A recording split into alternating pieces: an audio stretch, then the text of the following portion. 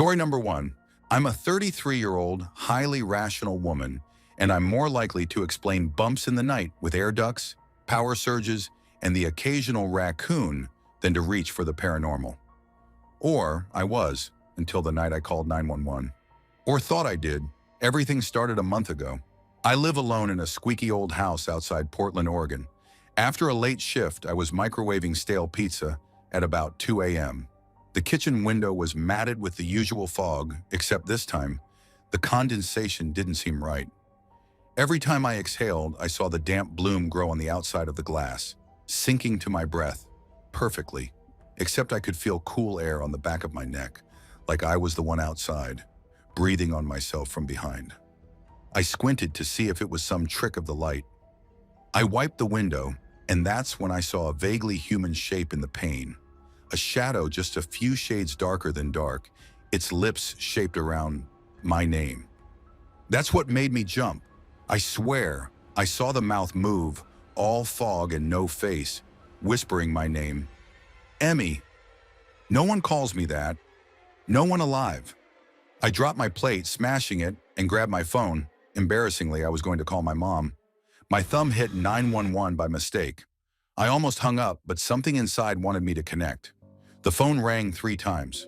When the operator answered, it was like the sound slipped, like an audio tape running under someone's thumb.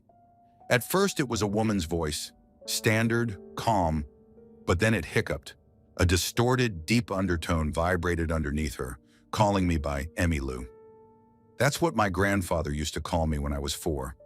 He's been dead for 25 years. I tried to explain that maybe someone was outside my house, but she kept interjecting, her words flickering with static, and at odd points, her questions were backwards.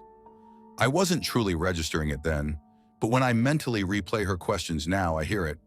The same phrase over and over in a warbling, reversed croon. Emmy, what's inside the cupboard with the old key? I stammered something, asking if an officer was on the way, and she replied, tell me about the cup covering the key. My stomach lurched. Who the hell knew about the old porcelain cup? I only keep it in the back of the top cupboard because it covers a little, rusty skeleton key, a creepy thing that came with the house, something I'd never used or even told anyone about. Then her line warped again, dropping to that guttural tone. And the knife, the one from your grandmother. Is it clean, Emmy Lou? I pressed the phone harder to my face, spit out, what are you talking about? Who is this? The line went dead silent. Then click, the call ended. I half hoped the police would show up, but nobody ever came. That night or morning, by then, I unplugged everything in my kitchen. Stupid, but I had to reassert some control, like I could unglitch my own house. And then at exactly 3 a.m., the oven timer beeped, loud, sharp as a scream. The oven wasn't plugged in. The cord dangled, useless against the wall. It kept happening every night after. No power, no explanation. Always 3 a.m., the witching hour. I tried to call the police the next day from my cell. The screen glitched. The numbers flickered. Then instead of 911, it said, Emmy's cell. When the call connected, I only heard ragged breathing. My breathing echoed, like it was piped from my lungs into my ear. The call ended. My phone battery drained to 0 in seconds. Sleep became impossible. The few times I dozed, I'd fall into brutally vivid dreams, memories of that night, but from a perspective hovering coldly outside my house, peering in through the fogged windows, desperate to get in, feel flesh, breathe real air. I'd watch myself pacing in the kitchen, and each dream memory ended with my reflection on the glass, morphing into a pitch-black shape, mouth stretching open. My doorbell started ringing at random times, always just as I drifted off, always chilling my blood. I installed a security camera right above the door, but when I checked the footage, it would show static at the ringing, sometimes a frozen frame of me standing at the door, from outside when I swore I was inside, cowering every single time. I have chills even writing this. The shots were always just a little off, my eyes too wide, mouth at a stretched rictus grin, like something puppeteered me for a second.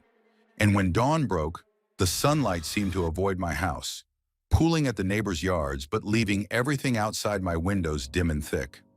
Like the dawn was happening in reverse, hour by hour.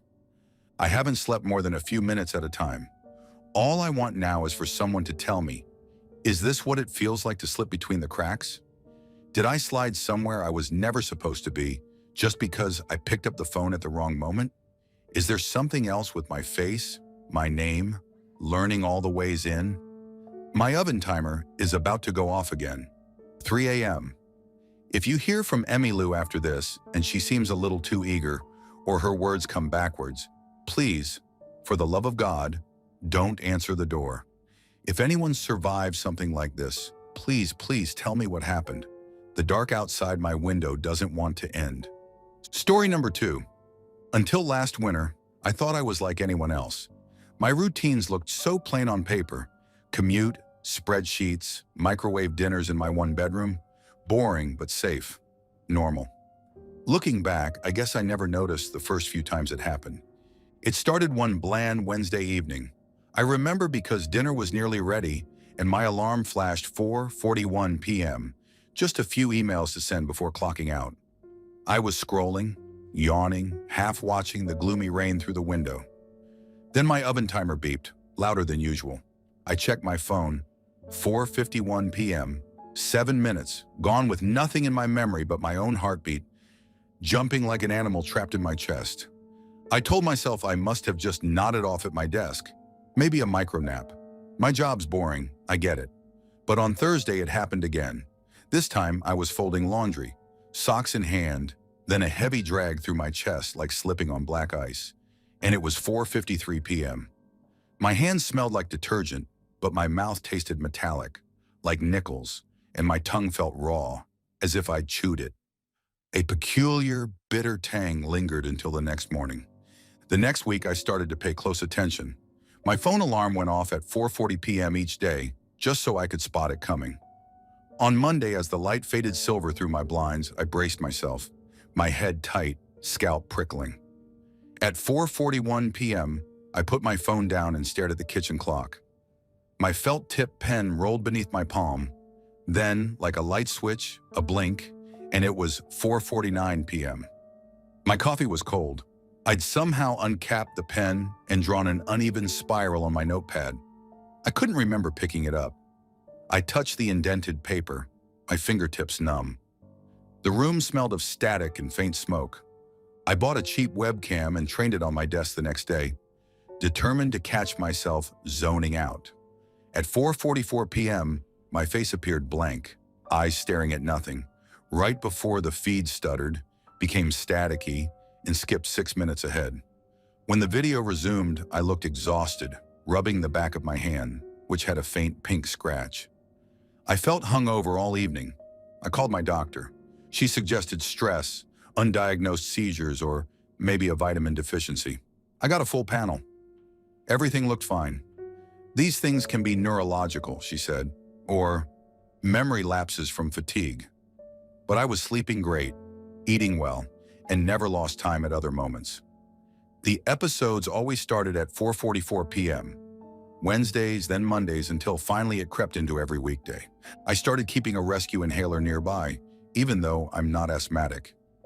During these episodes, after I'd come to, my lungs tingled like I'd held my breath too long. The metallic taste grew stronger each time, clinging to my teeth. The physical oddities escalated. One Friday, I regained awareness standing barefoot on the cold porch, door slightly open, as drizzle spattered the welcome mat. My socks were missing, and there was a dull ache in my calves as though I'd sprinted upstairs. Shivers crawled up my spine. My house key was in my hand, muddy and warm, though I had no memory of leaving the living room. Later that night, I found a nail, black with grime, on my kitchen floor. A thumbnail, almost certainly mine, though I didn't recall breaking one. My own reflection in the microwave seemed delayed, a flicker too slow, as if someone else had just stepped away but hadn't. My friends laughed it off. "You need a vacation, Paul." Maybe, but sleep made things worse. Some mornings I awoke to bruises in odd places, knees, ribs, even the bridge of my nose. Once I woke to my back cold, wishing I'd left the lights on, and there was a faint gray dust under my fingernails and a sharp, earthy odor in my hair. You may wonder why I didn't call anyone during an episode or set up more cameras. I did. I begged a coworker to call me every day just after 4:45 p.m. 3 days in a row, my phone displayed missed call unknown at 4:48 p.m., but no ringtone ever reached me. One day I set up an alarm with the loudest buzzer I could find. Instead, my bedside lamp flickered off, plunging the room into a flat, muffled darkness that felt thick as velvet.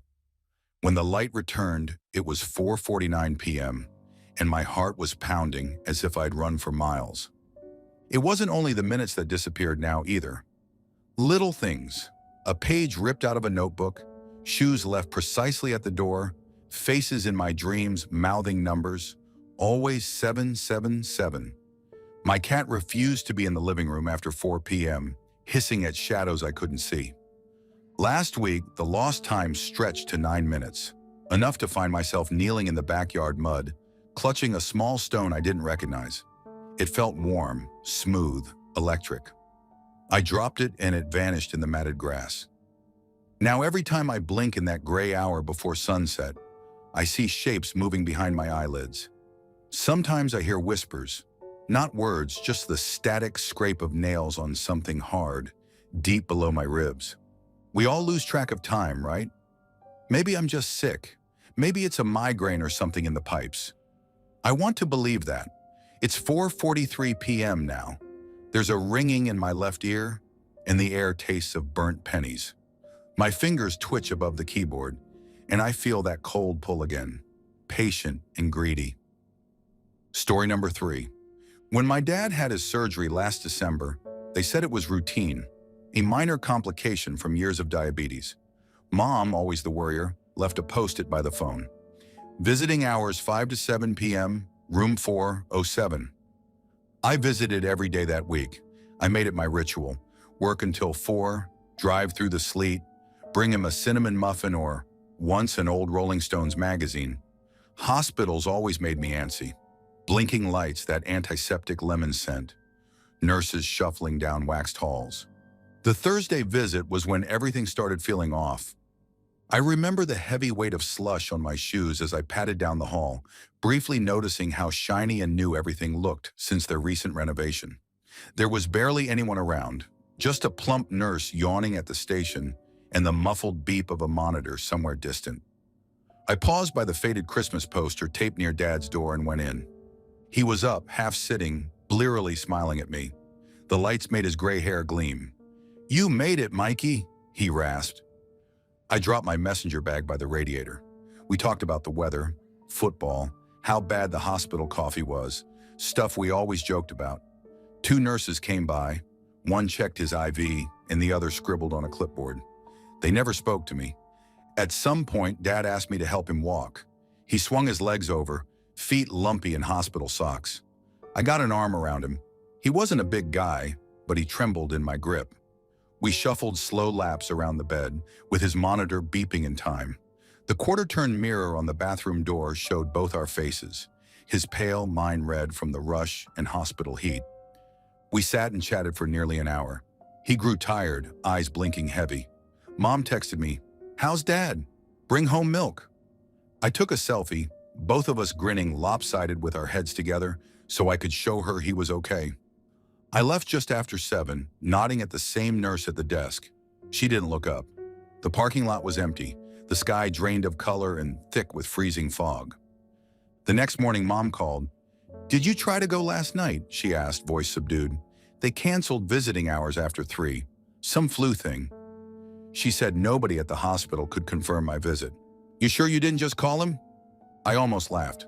"Mom, I was there. Ask Dad." He was confused too.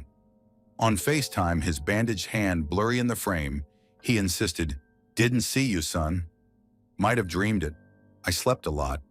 I wanted to believe he'd just been medicated and dozed through the whole thing, but memory is sticky, especially when it's so clear. I scrolled through my phone for the selfie. It was there. Time-stamped 6:10 p.m. Me smiling, him less certain, eyes rimmed with red. Room 407's ugly paisley curtains visible behind us. In the background, through an open door, a pale arm on a gurney. I was sure the room had been empty besides us, but the details seemed less trustworthy the longer I stared. The digital time and date in the corner. I showed my mom. She frowned, said maybe it was from the day before. I decided to check with the hospital itself. That Saturday I went back, armed with a box of chocolates and an uneasy grin. The same faded poster still taped to Dad's doorway. But when I swung in, the decor was slightly different. Another painting, less clutter. The Christmas poster now had a rip across the middle. "Did you change the room?" I asked the board nurse at the desk. She looked puzzled. "Hasn't changed in years."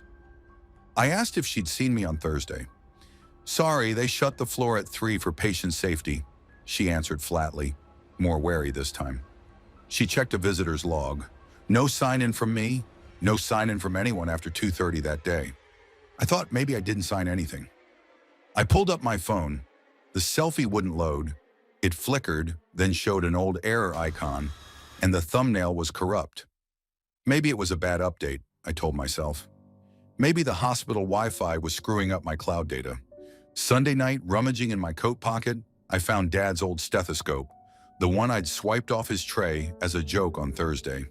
It had a new crack in the rubber tubing, and when I squeezed the bell, it hissed like air escaping. I don't remember bringing it home. That week, the dream started. I'd be walking the hospital corridor with the overhead fluorescents buzzing and flicking. Sometimes I'd smell burnt toast. I'd see my dad, not in his real hospital bed, but propped up in a wheelchair, drifting slowly toward me in darkness, face split by an impossible grin. Every time I'd try to move, the linoleum would ripple beneath me like water, sticky and ice cold. Small things went missing at home. My car keys, the bag I'd carried that Thursday, a grocery receipt with milk, bread, bananas scrawled in my handwriting. I'd find damp footprints in the entryway, though I hadn't been out. On my last visit to Dad before he came home, I saw the quarter-turn mirror had shattered, just a black crack through the center, like a spider web. I asked the nurse about it. She shrugged. "You're the first to notice." In the reflective metal, my face seemed a millisecond behind, mouth open in a silent scream long after I'd closed it. Sometimes I pull up that phone photo, and sometimes it's there. Me and Dad smiling, the paisley curtain behind us, the background smudged and shadowy. On other days, it's gone, replaced by static, as if the file never existed at all. I've stopped showing anyone. They just roll their eyes. Maybe it was stress, or sleep deprivation, or a patchy memory. Maybe Dad's face is right. Maybe I've been somewhere else. Let nerves scramble everything. Maybe those hospital floors echo everyone's ghosts. Maybe the mind fills in blanks when routine is shredded by fear. But when I walk into hospitals now, the air tastes sharp, cold, electrical, almost metallic. I avoid mirrors and lock my doors, always. At night, sometimes, I hear the faint beeping of a heart monitor from unreachable rooms and see faded footprints down my hallway, dull and wet, vanishing when the morning comes. Story number 4. I'm not the sort of guy who believes in ghosts. I like things that make sense, things you can explain. But some things stick in your mind in a way that makes you wonder, no matter how much you want to shrug them off. It started maybe 2 months ago on one of those muggy July evenings. I walk my dog Arlo every night just after 10. We go the same route, looping through my subdivision, quiet blocks, occasional porch lights. Nothing much ever happens. That's what I liked about it. The night I first saw the little girl, the air was thick, and bugs swarmed every street lamp. We just rounded the corner onto Cedar Drive when Arlo stopped cold, hackles up. That's when I noticed her, a kid in light blue pajamas, blonde hair, maybe 6 years old. She was riding a red tricycle back and forth across the driveway of a house 3 doors down. It was late for a kid to be out, but she didn't seem scared or upset. She just rode. From the garage door down the sloped driveway, turning perfectly at the curb, then back up. Over and over, same pace, same sharp turns. I'd never seen her before, and I know most of the neighborhood, at least to wave hello. As I passed, I gave a little wave and a "hi there," but she didn't react, just kept pedaling. Maybe shy, maybe hyper-focused. The house behind her was dark except for a faint lamp in an upstairs window. The weird thing was, on my way back, 20 minutes later, there she was. Same spot, same pajamas, same exact motion. I would have sworn she hadn't moved an inch, except the tricycle wheels spun. Arlo stared at her, whining softly, so I sped up, feeling silly for letting it bother me. The next night, I half expected to see her again. And sure enough, same place, same loop, but this time without the porch light or the upstairs lamp. Total darkness except for the street light a few yards away. She never once looked up, even as Arlo barked. Her hair didn't move, and her pajamas, which I noticed now were dirty at the knees, never changed. I wondered if I should knock on the door, but something about the silence of the house made my feet heavy. The front yard was wild, grass a little longer than the rest, no car in the driveway. Maybe her parents worked nights? Maybe she was sleepwalking? I rationalized all of this, but my skin itched just being near. Later that night, I mentioned her to my wife. She shrugged, asked if I was sure it wasn't one of the new families that moved in, or if maybe it was just a neighbor's grandkid visiting. Kids are weird, she said. Sometimes they fixate. Maybe she was on the spectrum. It made sense. Sort of. The night after, I forgot about her until Arlo dragged me onto Cedar. I slowed, searching for her, heart pounding. She wasn't there. No lights, no sounds. When I got closer, though, I realized the driveway chalk marks from the tricycle's wheels were everywhere. Thick, overlapping lines, looping in the exact same path. The air smelled faintly sweet, almost like stale candy.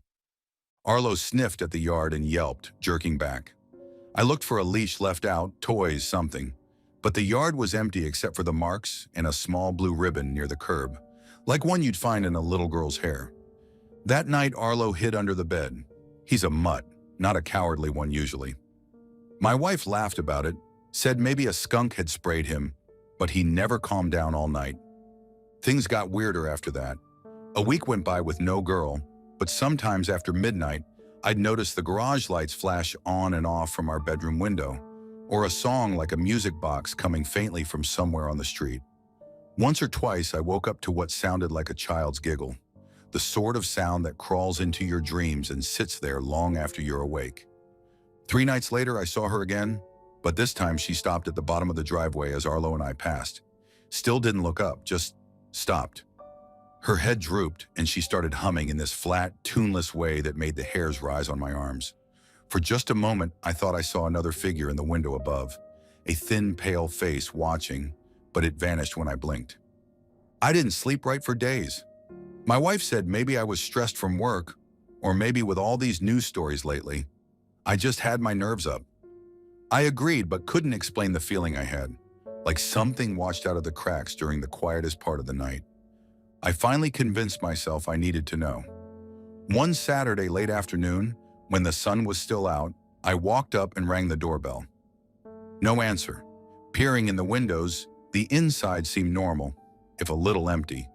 Furniture, a stack of mail by the door, kids' drawings on the fridge. Everything had a thin layer of dust, like nobody'd been home in weeks. Later, talking to a different neighbor, I learned the owners moved out months ago. She thought the place was still on the market, no buyers yet.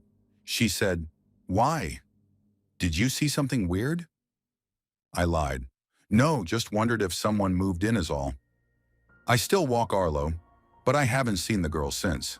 Sometimes, though, under the streetlight, I see wheel marks appear fresh overnight or catch the glint of something shiny at the curb.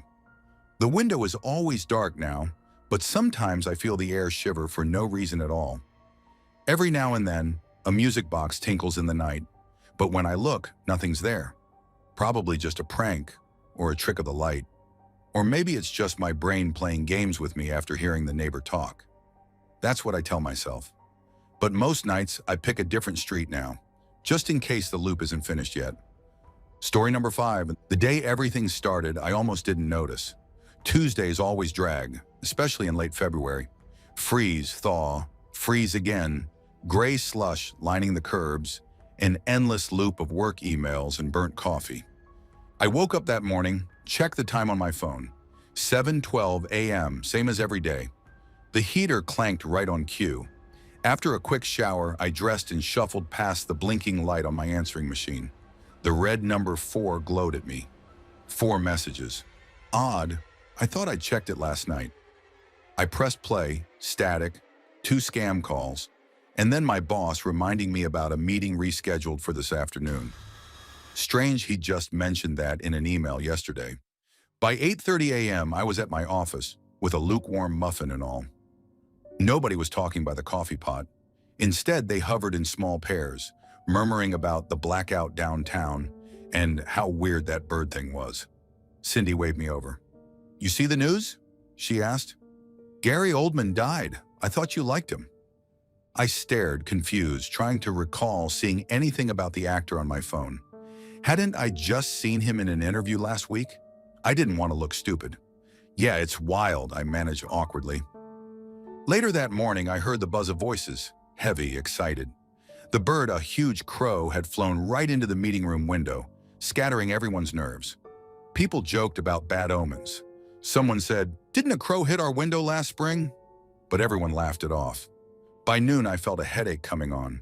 My screen blurred at the edges. I skipped out early, drove home, and tried to nap on the couch. By evening, only the odd, persistent feeling of being displaced lingered, like muscle memory for a step I'd forgotten how to take. The next morning, the wrong morning, I woke to my alarm at 7:12 a.m., same as before, except everything was off.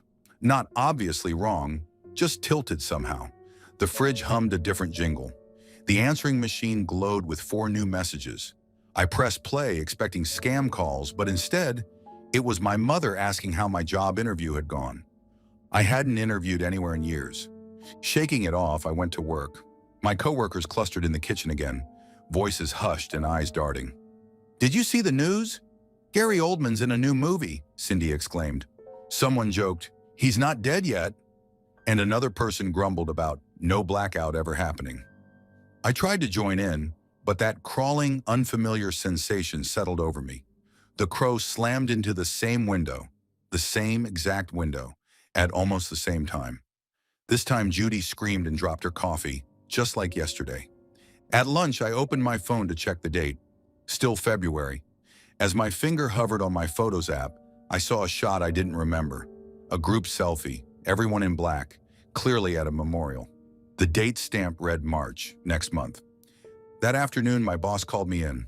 I braced, expecting the lecture about technical glitches from yesterday, but instead he wanted to congratulate me. "I heard about your engagement," he said, pumping my hand. "I'm not seeing anyone." Wednesday, the Groundhog Day feelings grew. My apartment had a sinister cast.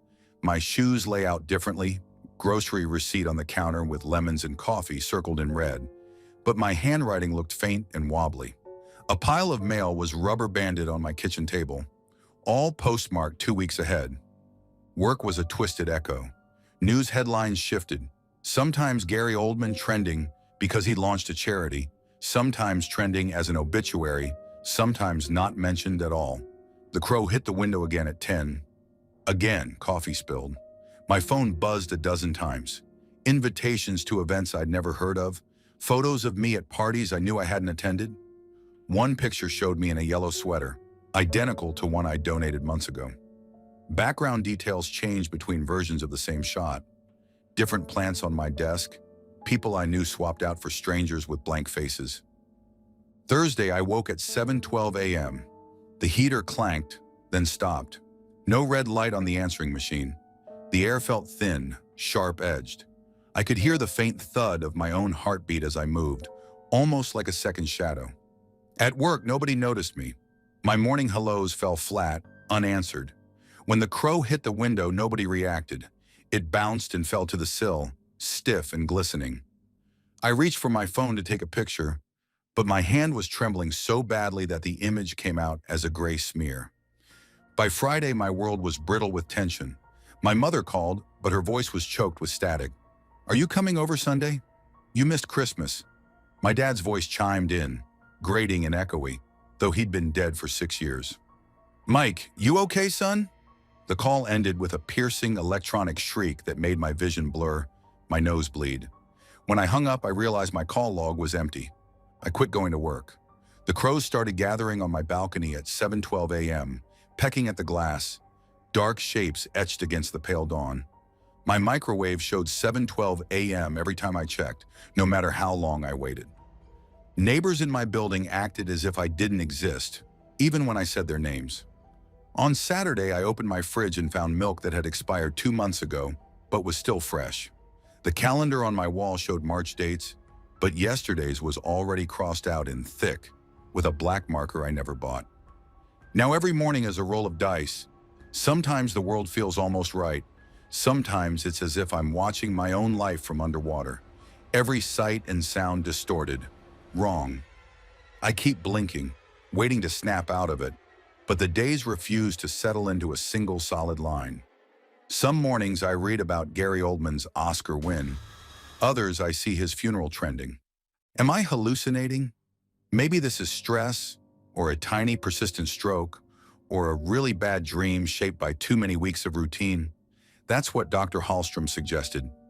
Sleep deprivation can do weird things.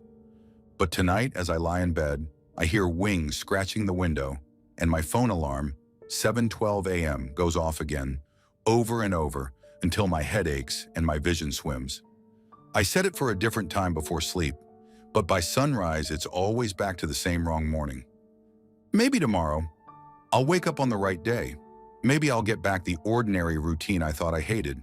Or maybe I'll just be here, reliving a life that doesn't quite fit, a life that isn't mine, forever caught in the wrong morning. Story number 8. I started picking up night shifts at St. Catherine's Hospital last winter when my wife got laid off. The extra money was good, but the commute was murder.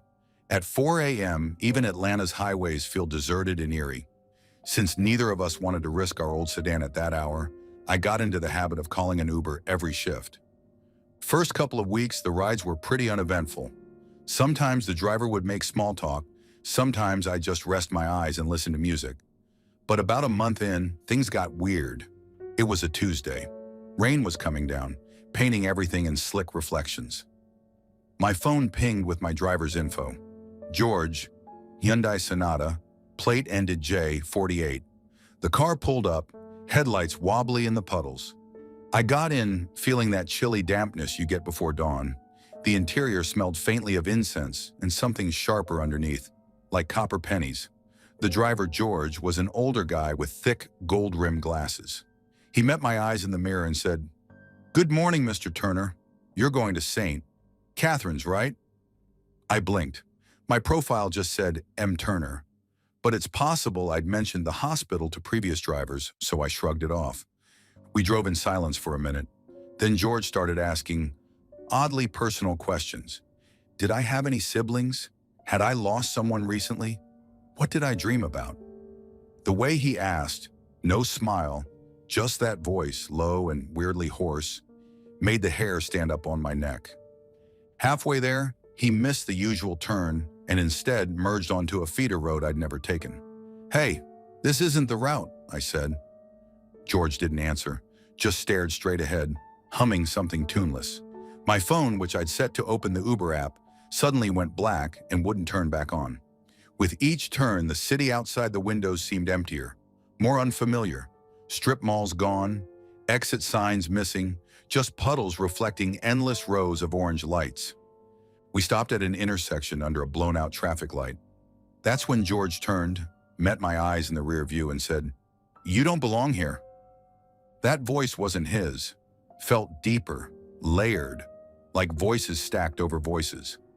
I felt frozen. The car door locks clicked open. Jolted, I forced myself out. Just stood blinking in the cold rain as the car drove off. I called my wife and asked her to book me another Uber, cutting the details for later.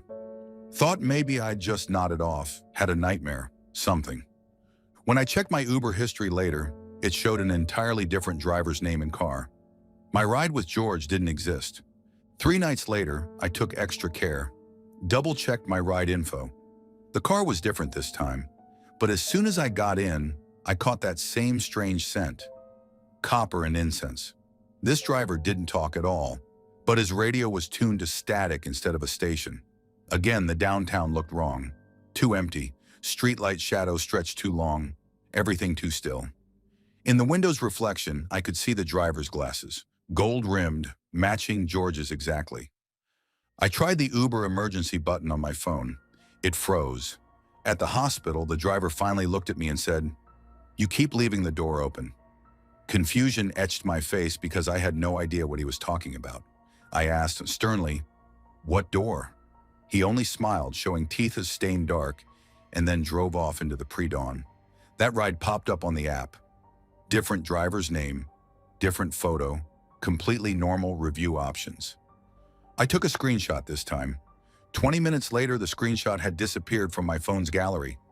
I started taking notes. Told my wife. She said I was just overloaded from work, maybe mixing up details in my head. Could be, I suppose. But things kept getting off. Diffuse shadows slipped past the windows. Bodies, or maybe just tricks of tired eyes and passing cars. One night, I tried to walk instead. Halfway there, I realized the streetlights up ahead looked impossibly far apart, like the blocks stretched on. No turns or side streets, just the empty sidewalk echoing under my feet. When I stopped to look back, the city was just gone behind me. Nothing but blackness swallowing up the way I'd come. I ran back toward home, heart pounding, and suddenly I was standing right in front of my building. No memory of covering the distance. The next morning, my feet were clean, no trace of rain or mud. On what I hoped would be my last shift before vacation, I called a taxi instead of an Uber.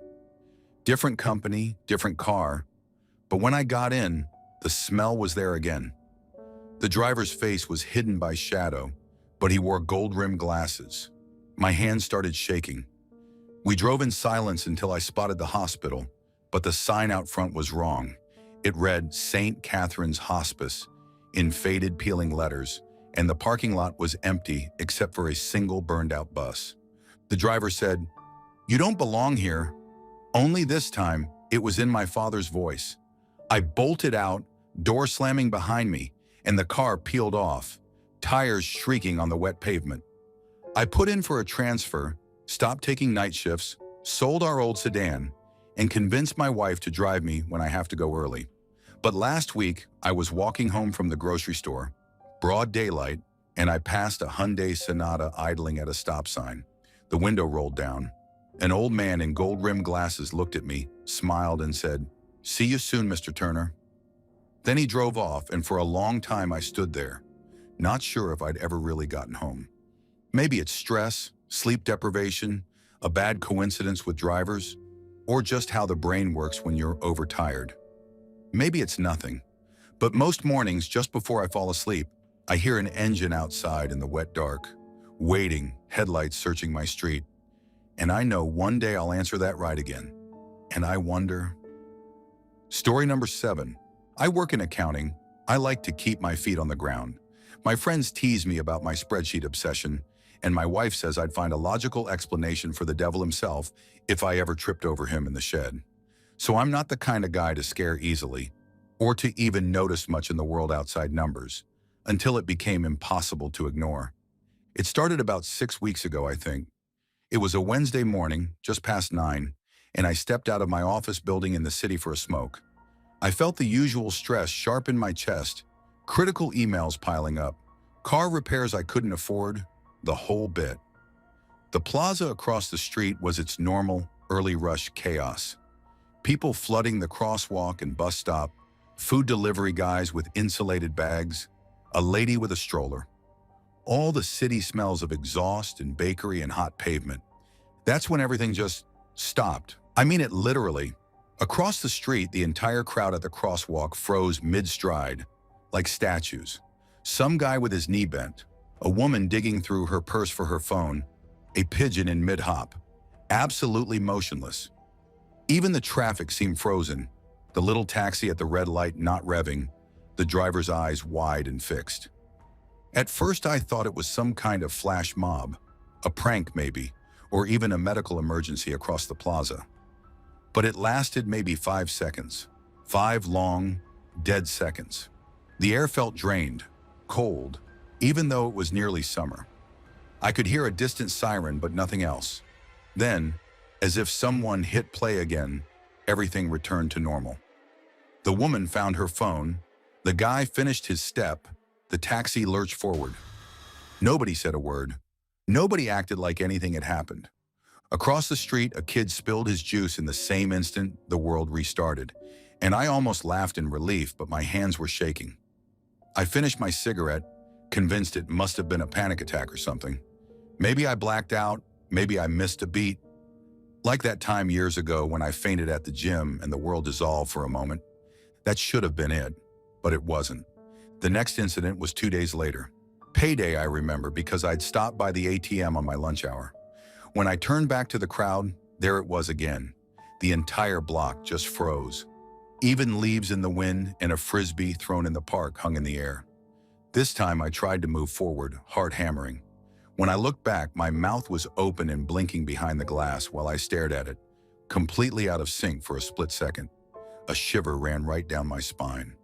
Again, the world started up like nothing had happened. I looked around, waiting for someone to comment, but everyone just went about their business. I told my coworker when I got back inside. He shrugged, said I probably needed more coffee or less screen time. The third time, and this was the worst, it happened in the underground train station on a crowded Friday evening. There were hundreds of people streaming up the stairs from the platform, all packed together, shoulders brushing. The low hum of footsteps and voices bounced off the tiled walls. I was halfway up when every sound stopped. Footsteps paused, and the tapping of a woman's heels hung in a stilled echo.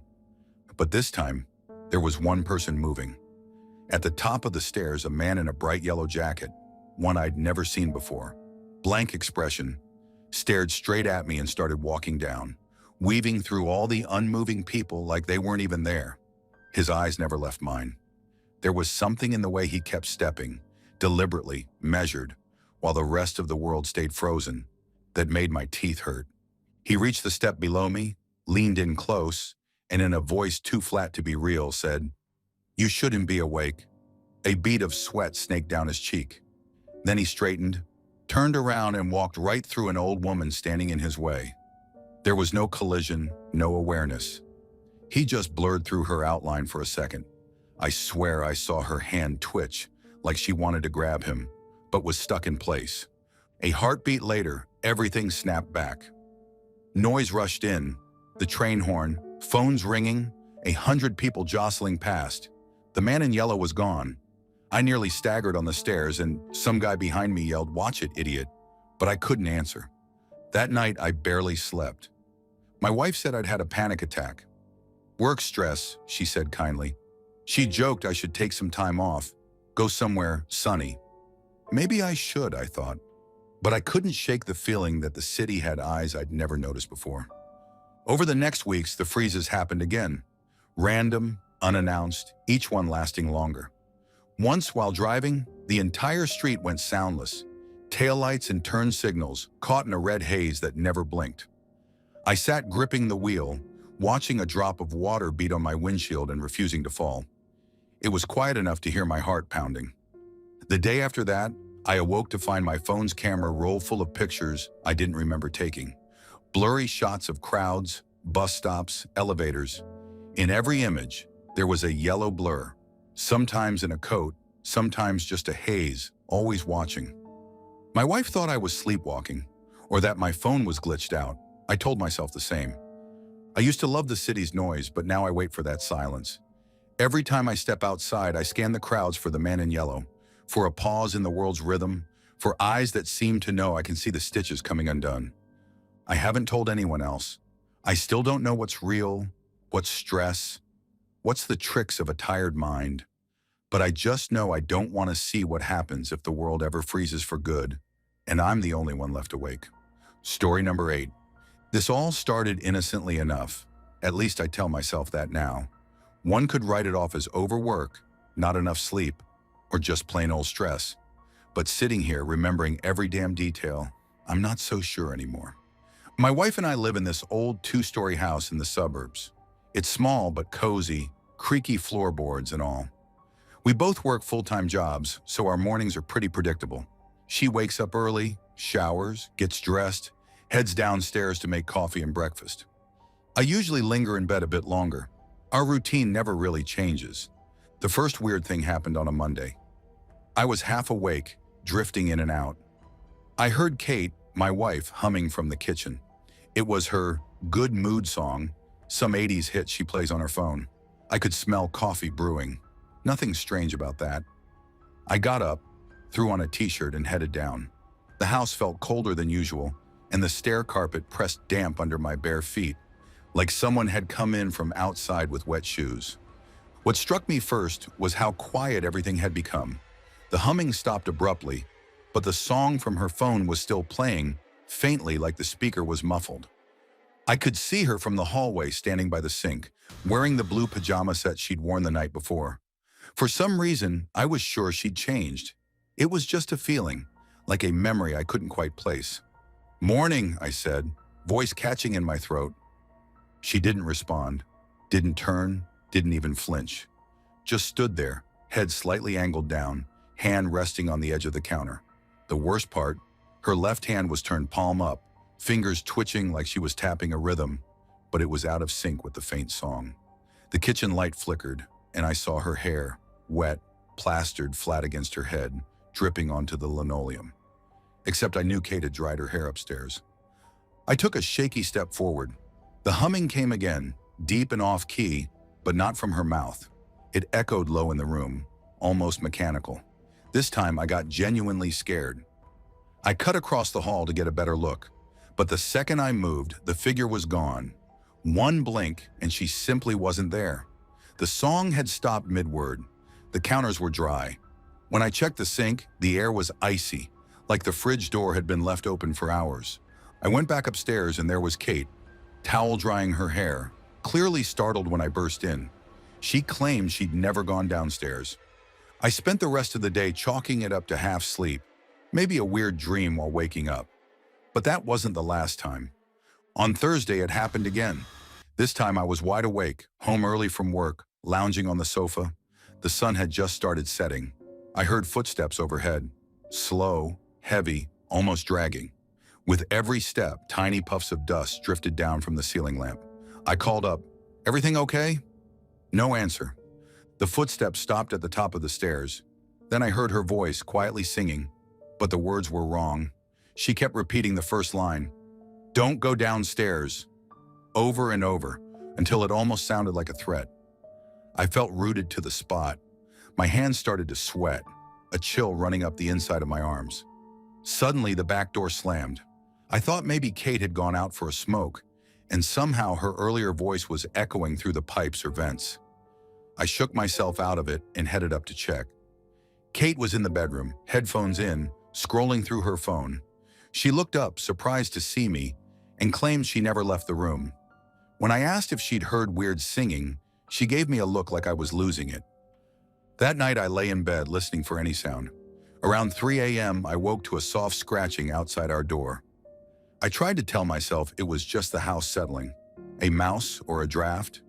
Then I heard the humming again, impossibly soft but coming from everywhere at once. Saturday, things escalated. I woke up to shouting from the kitchen, my own voice yelling, "Why, Kate? Stop!" Panicked, I ran downstairs. The kitchen was empty, bright with mottled sunlight. The only thing out of place was a thin puddle of water by the sink, shaped almost like bare footprints. Too small to be mine, too large to belong to Kate. I started seeing her more frequently, always just in the corner of my eye, never long enough to be sure. Once, coming home late, I saw a figure standing completely still on the bottom step of the stairs, hair covering her eyes, arms limp at her sides. I turned on the lights and she was gone, but I swear I could still smell wet earth, like someone had been out in the rain and tracked mud inside. Sometimes when I walked into a dark room, I'd hear faint breathing, matched rhythm for rhythm to my own, as if someone was standing face to face with me in the dark. Kate never saw any of it. I started doing things, trying to catch something. Once I snapped a shot and saw a blurry shape reflected in the toaster, a ghost of a face peering over my shoulder. I'm not saying it's ghosts. Maybe I was stressed. Maybe my mind was playing tricks. Or maybe there's a logical explanation. heating pipes, old floorboards, suggestible memory. But some mornings, when I walk down those creaky stairs, I'm still half convinced I'll find her standing in the kitchen, wearing the wrong pajamas, humming the wrong song, eyes not quite looking at me. I keep the downstairs lights on at night now and try not to look too hard in the shadows, just in case something else is still waiting there. Learning how to wear my wife's face. Story number 9. Back in college, everyone had tricks for getting around campus. Mine was the shortcut. It was just a dirt path through 10 minutes of scruffy woods behind the science building. 2 big maples marked the entrance, then a gentle curve toward Main Street. Nothing mysterious about it. I first followed it after my sophomore roommate, Greg, showed me the way. For 2.5 years, I took it nearly every day. In my last semester, things went wrong with that shortcut. I still can't figure out what I really believe about it. It started on a rainy night in October. Greg and I finished a late study group at the library. The wind made our umbrellas useless, so we just ducked our heads and ran, water seeping into our shoes. I led us across the parking lot and down the muddy track. The tree trunks glistened, leaves sticking to everything. The path should have curved, but after a couple of minutes, Greg grabbed my arm. "Dude, did we miss the turn?" he asked. I stopped. I didn't recognize anything. No old metal fence on the left, no street light glow at the end. Just silent trees squatting under the rain, thicker than I'd ever seen them. Even the usual sounds, night bugs, far-off traffic, were swallowed by that darkness. We must have gotten turned around, I thought. Easy to do at night. I checked my phone, but the signal was gone, and the clock had frozen at 11:38 p.m. Greg's was the same. Only the rain made any noise. We tried another path that branched left, hoping it led back. But after a few steps, the ground squelched under our feet and the mud sucked at my shoes. My flashlight bounced off trees that looked almost familiar, but strangely twisted. I had a raw feeling, like eyes pressing against my back. Eventually, after way too long, we emerged beside the athletic fields. 2 blocks further west than we should have been, cut up by brambles, way off course. Greg made fun of my sense of direction, and I laughed, but my hands shook as I jammed them into my wet pockets. If it were just once, I'd blame the rain or bad luck. But the next time I tried the shortcut, bright sunny morning, no reason to worry, I found the same weirdness. I set off alone, checking my phone at the start. 5 minutes in, I hadn't seen the usual boulder where the path split. Instead, the trees pressed in tight, and I realized my footsteps sounded wrong, almost like they echoed. There was a sweet, slightly burned smell in the air I couldn't place, and somewhere off to the right, I heard the click of branches like someone or something following, always a few paces behind. I glanced back, no one there, of course. The path forked again, which wasn't right, but I picked the wider branch and kept walking. Every time I expected to see the campus street, all I saw were more trees and roots. The sky overhead flickered once, just a dim stutter, like a skipped frame in a movie. It made my stomach twist. When I finally hit pavement, I was near the staff parking lot, somehow behind the campus stadium. I joked to myself about invisible maze designers or those lost time stories you hear from people in the mountains. Still, I stopped using the shortcut much after that. But then, a few days later, Greg texted, "You gotta try it at night. It's totally different." I wasn't sure I wanted to, but he was my friend, so I gave in. This time we both tried to keep track. Flashing our phones as we walked, they weirdly drained from 65% to nothing on the way. The woods felt too wide somehow. Our voices bounced weirdly, as if there was no canopy at all. We heard someone humming behind us, faint, tuneless. I'll never forget how it faded if you look back, but crept closer the faster we walked. Halfway, Greg stopped dead. "Do you feel static?" he asked, rubbing his arms. It was like walking through thick air. My skin prickled and my teeth felt gritty. Then the woods lit up for a split second, like silent lightning. Every branch, every drop of dew stood out in sharp contrast, and I think, for a heartbeat, I saw a figure standing between the trees, just off the trail, smiling ear to ear. Then darkness again.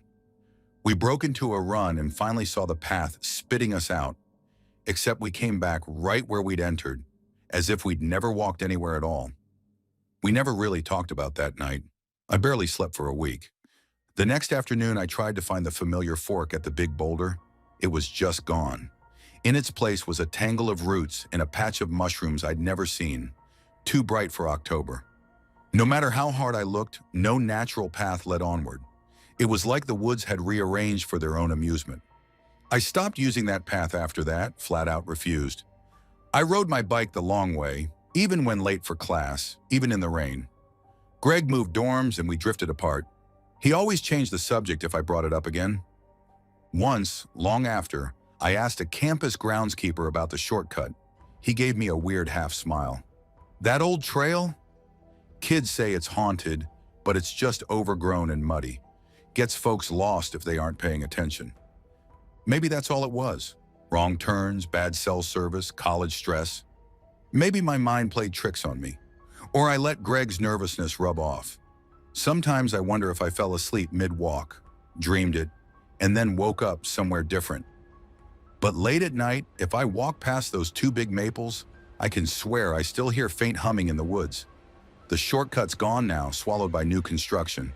But I almost never look back when I pass it, just in case something's looking out from the shadows, waiting for someone to lose their way again.